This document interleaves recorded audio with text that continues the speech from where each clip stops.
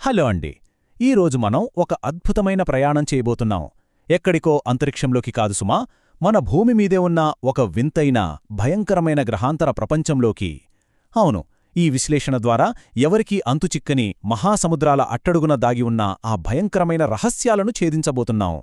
ఇక్కడ ఒక విచిత్రమైన వాస్తవాన్ని గమనిద్దాం. మానవాళి అంతరిక్షంలోకి ఎంతో వేగంగా దూసుకుపోతోంది. మనుషులు చంద్రుడిమీద అలుగుపెట్టారు, మార్స్ గ్రహం మీద పరిశోధనలు చేస్తున్నారు. కాని ఎంత ఆశ్చర్యమంటే, అక్షరాలా మన కళ్ల ముందే మన భూమిమీదే ఉన్న ఈ సువిశాలమైన సముద్రం మాత్రం ఇంకా ఒక పెద్ద మిస్టరీగానే మిగిలిపోయింది. సరే, ఇక అసలు విషయంలోకి వెళ్దాం.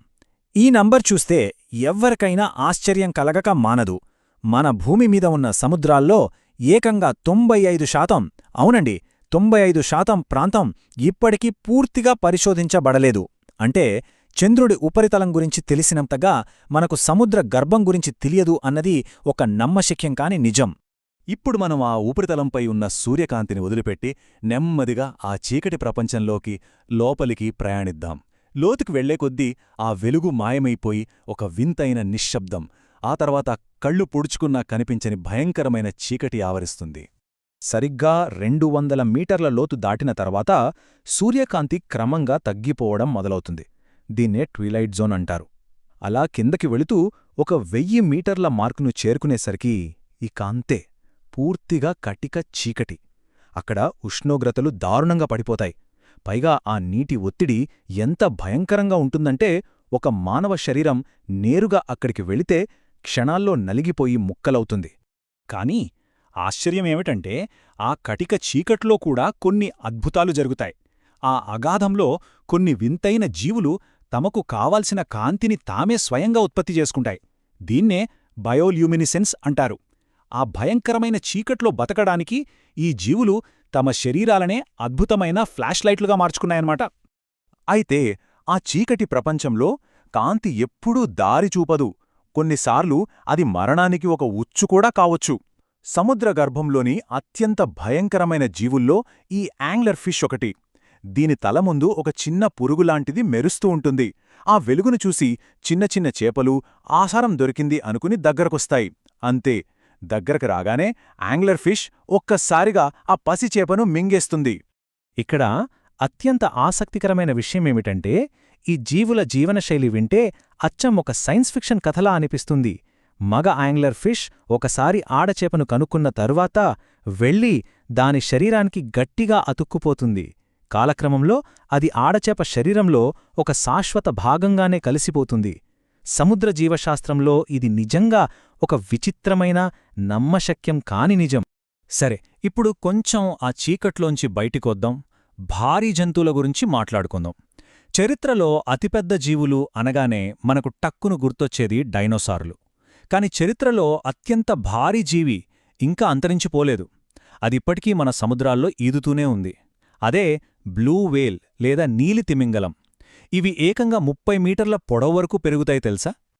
ఈ పోలిక చూస్తే మీకు ఖచ్చితంగా ఆ జీవి అనూహ్యమైన పరిమాణం స్పష్టంగా అర్థమవుతుంది.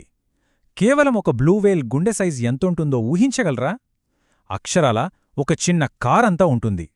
ఊహించడానికి కూడా ఆశ్చర్యంగా ఉంది కదూ? ఒక ఆటోమొబైల్ అంత పెద్ద గుండె ఆ భారీ శరీరంలోకి రక్తాన్ని పంప్ చేస్తూ ఉంటుందన్నమాట. ఇక ఈ భారీ జీవులు చేసే శబ్దాలు కూడా అంతే భారీగా ఉంటాయి. సముద్రం మొత్తం వాటికి ఒక విశాలమైన అకూస్టిక్ హైవేలా పనిచేస్తుంది. ఈ బ్లూవేల్స్ చేసే శబ్దం వేల కిలోమీటర్ల దూరం వరకు ప్రయాణిస్తుంది. అంత సుదూర ప్రాంతాల నుండి కూడా ఈ జీవులు ఒకదానితో ఒకటి చాలా ఈజీగా మాట్లాడుకుంటాయి. ఇప్పుడు మళ్లీ ఒకసారి మనం పసిఫిక్ మహాసముద్రపు అట్టడుగు స్థాయికి, భూమిపై ఉన్న అత్యంత లోతైన ప్రదేశానికి ప్రయాణిద్దాం. అదే మరియానా ట్రెంచ్. దీని తర్వాత మనం మాట్లాడుకోబోయేది చూస్తే మీకు దీని తీవ్రత ఇంకా బాగా అర్థమవుతుంది. మరియానా ట్రెంచ్ లోతు ఏకంగా 11 కిలోమీటర్లుంటుంది.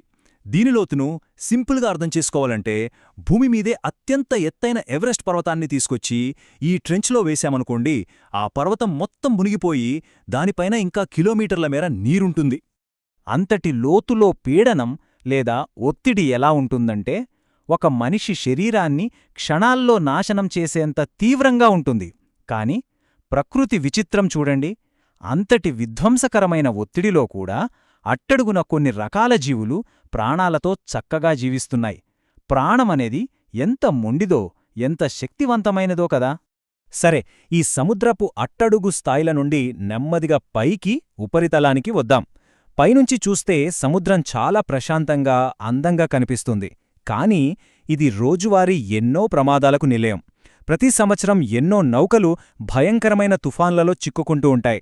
కొన్నిచోట్ల దిక్సూచులు కూడా అస్సలు పనిచేయవు. కాబట్టి ఇక్కడ మనం అర్థం చేసుకోవలసిన అసలు విషయమేమిటంటే, పురాణాలకు సైన్స్కు మధ్య ఉన్న తేడా. ఈ బెర్ముడా ట్రయాంగిల్ గురించే తీసుకుంటే, నౌకలు మాయమవ్వడం వెనుక ఏవో దెయ్యాలు, భూతాలు, గ్రహాంతరవాసులున్నాయని ఎన్నో కట్టుకథలున్నాయి. కానీ సైంటిస్టులు మాత్రం దీని వెనుక ఉన్నది కేవలం వాతావరణ మార్పులు, అకస్మాత్తుగా వచ్చే రాక్షస అలలు లేదా మానవ తప్పిదాలు మాత్రమే అని స్పష్టంగా చెప్తున్నారు. అయితే అండి, సముద్రం ఎంత భయంకరమైనదైనా ఈరోజు సముద్రానికి అతిపెద్ద ముప్పు ఆ తుఫాన్లు, రాక్షస అలలు కాదు. ఆ ముప్పు మనమే. అవును, మనుషులే. ప్రతి సంవత్సరం లక్షల టన్నుల ప్లాస్టిక్ చెత్తను తీసుకెళ్లి సముద్రంలో పడేస్తున్నారు. పాపం ఎన్నో తాబేళ్లు, ఇతర జలచరాలు ఆ ప్లాస్టిక్ను తమ ఆహారం అనుకొని తింటూ దారుణంగా ప్రాణాలు కోల్పోతున్నాయి. ఇదొక భయంకరమైన సైకిల్. మనం పడేసిన ప్లాస్టిక్ చెత్త కాలక్రమంలో చిన్న చిన్న మైక్రోప్లాస్టిక్స్గా మారుతుంది. ఆ విషపూరిత ప్లాస్టిక్ను చేపలు తింటాయి. చివరకు అదే కలుషితమైన చేపలు వండుకుని తిరిగి మనమే తింటున్నాం. మనం పడేసిన చెత్త ఒక కర్మలాగా తిరిగి మన ప్లేట్లోకొస్తోంది. సో ఇదండి విషయం. సముద్రం అంటే కేవలం కొన్ని నీళ్ల సమూహం కాదు. అదొక సువిశాలమైన, మనకింకా పూర్తిగా అర్థంకాని గ్రహాంతర ప్రపంచం. ఇక్కడ ఎన్నో అద్భుతాలు, ఎన్నో భయాలు, మరిన్ని రహస్యాలు దాగి ఉన్నాయి. మనకు తెలిసింది ఒక చిన్న నీటిబొట్టు మాత్రమే. అయితే ఈ మహాసముద్ర గర్భంలో ఇంకెన్ని రహస్యాలు దాగి ఉన్నాయో కదా. ఒక్కసారి ఆలోచించండి. ఈ ప్రశ్నతోనే ఈరోజుటి మన విశ్లేషణను ముగిద్దాం. మళ్ళీ కలుద్దాం.